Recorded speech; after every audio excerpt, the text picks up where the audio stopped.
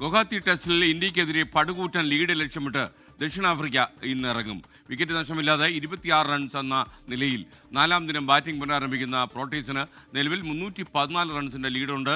Sports ഡെസ്കിൽ നിന്ന് അനിൽ വാസുദേവ് മറ്റു വിവരങ്ങളുമായി ചേരുകയാണ്. മോർണിംഗ് ഷോയിൽ ഗുഡ് മോർണിംഗ് അനിൽ വാസുദേവ്, വിവരങ്ങൾ.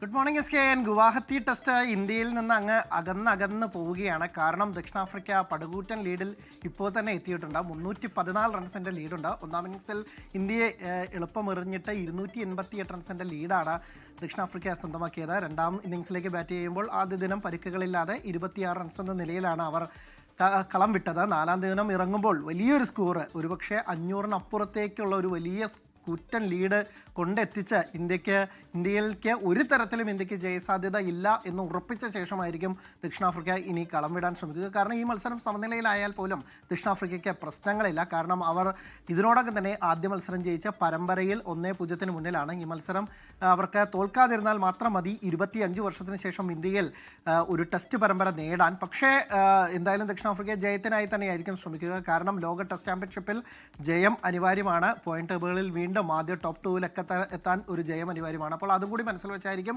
ഒരുപക്ഷെ ദക്ഷിണാഫ്രിക്ക കളിക്കാനുണ്ടാവുക. ഇന്ത്യയെ സംബന്ധിച്ചിടത്തോളം ഇനി മഹാത്ഭുതങ്ങൾ തന്നെ സംഭവിക്കണം. കാരണം ഇന്ത്യയിൽ നിന്ന് കളി ഏതാണ്ട് കയ്യിൽ പോയിട്ടുണ്ട്. 288 റൺസിൻ്റെ ലീഡ് വഴങ്ങിയതോടുകൂടി തന്നെ ഇനി ഇന്ത്യക്ക് അവരെ എത്രയും വേഗം എറിഞ്ഞിട്ട് ഒരു 400-നുള്ളിൽ ഒക്കെ തന്നെ അത്തരം ഒരു വിജയലക്ഷ്യം ഇന്ത്യക്ക് അവസാന ദിനം അടിച്ചെടുക്കുക. 2 ദിനമുണ്ട്, അതിൽ അടിച്ചെടുക്കുക എന്നൊക്കെ പറയുന്നത് വളരെ വലിയ ടാസ്ക്കാണ്. പ്രത്യേകിച്ച് ഇന്ത്യയുടെ ബാറ്റിംഗ് നിര അത്ര കണ്ട് ദുർബലമാണ്.